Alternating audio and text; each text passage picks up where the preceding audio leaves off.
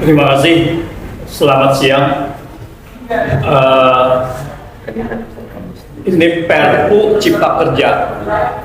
Perpu ini kegentingan memaksa.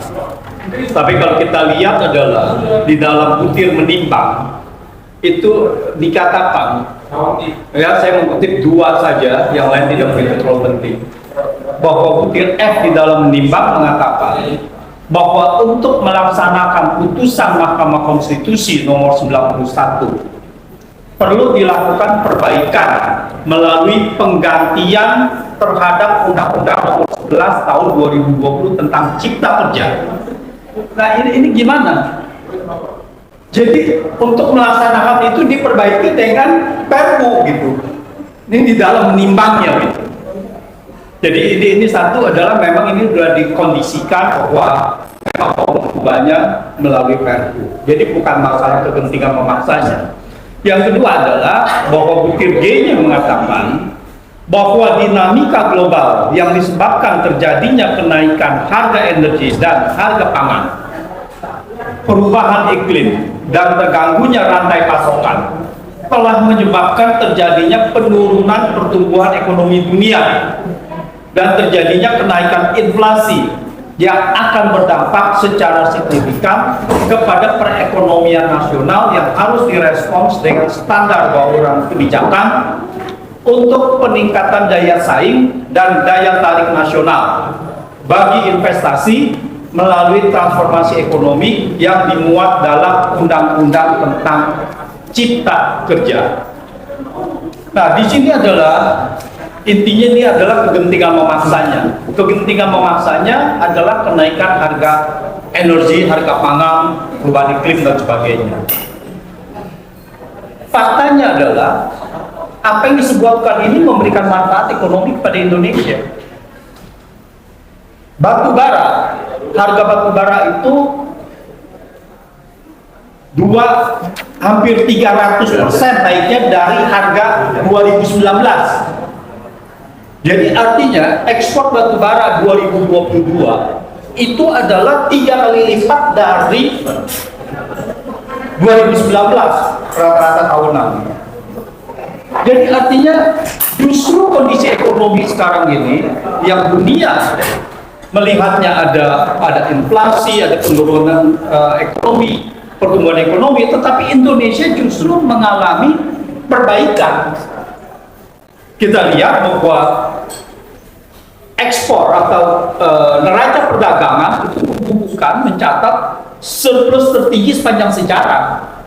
Jadi 2021 itu dan ke 2022 sampai dengan November itu naik, surplusnya adalah 5,6 miliar US dollar, tertinggi sepanjang sejarah. Jadi ini adalah tidak ada hal-hal kepentingan memaksa seperti yang dibuat yang di dalam butir G-nya ini.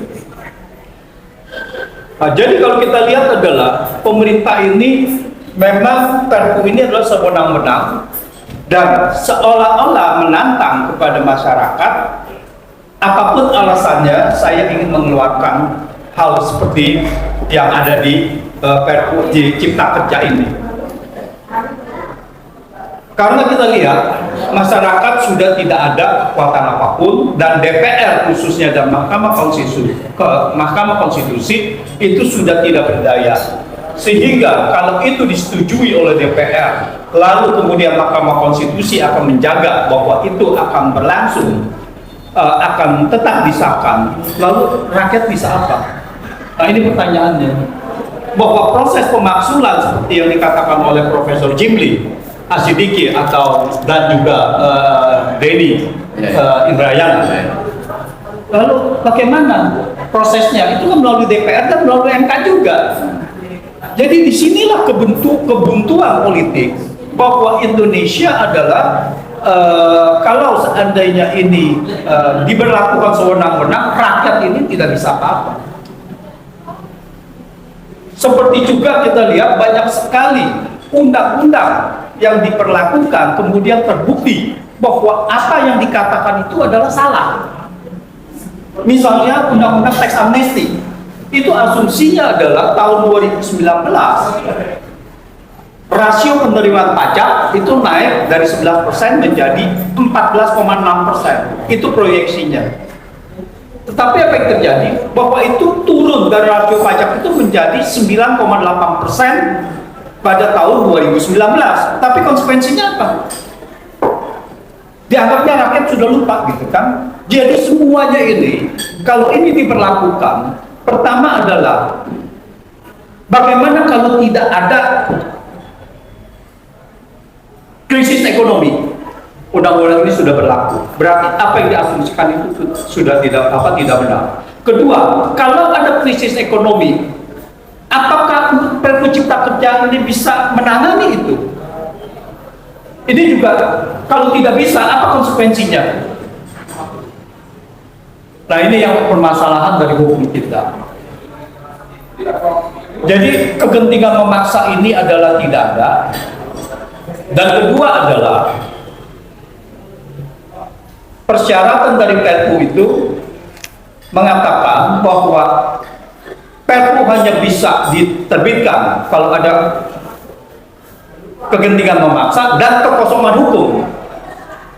Kalau kita lihat, hukum kita ini tidak kosong karena ini bicara mengenai krisis ekonomi. Kalau kita bicara krisis ekonomi, kita sudah ada undang-undang pencegahan dan pencegahan. Yang terakhir ini adalah yang pertama adalah undang-undang pencegahan dan penanganan krisis sistem keuangan nomor 9 tahun 2016. Jadi sudah ada mengenai krisis ini dan undang-undang ini tidak dimasukkan kepada Perpu. Nah, ini kan artinya tidak ada kekosongan hukum di situ gitu. Dan yang kedua ini baru saja disahkan dari namanya Undang-Undang Pencegahan dan Penguatan Sistem Keuangan baru akhir pertengahan Desember yang lalu. Jadi sudah ada pencegahan dan penguatan sistem keuangan. Jadi untuk apa lagi yang ada Perpu ini? Dan yang ketiga adalah bahwa kalau tidak ada kekosongan hukum, maka tidak boleh diterbitkan. Jadi dengan penerbitan ini, Perpu ini, jadi sudah terlihat pelanggaran-pelanggaran konstitusi ini. Jadi saya sependapat dengan Profesor Jimli bahwa di sini sudah bisa ada proses pelanggaran konstitusi. Dan ini pelanggaran berat karena ini melanggar putusan Mahkamah Konstitusi yang kita harus artikan adalah putusan konstitusi. Nah, ini adalah dengan mudahnya dilanggar.